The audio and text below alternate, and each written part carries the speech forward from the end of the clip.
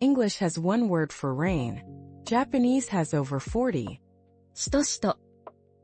That's the sound of gentle rain falling quietly outside your window. Picture this. You're in a Kyoto temple, wrapped in a blanket, watching soft rain slide down the wooden porch.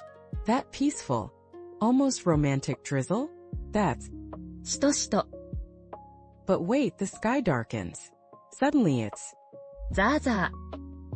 This is heavy dramatic rain absolutely hammering down. Think typhoon season. Umbrellas flipping inside out. Everyone running for cover. ザーザ And then there's ー。ポツポツ。 those first random drops hitting your head when rain is just starting. Plop, plop. ポツポツ。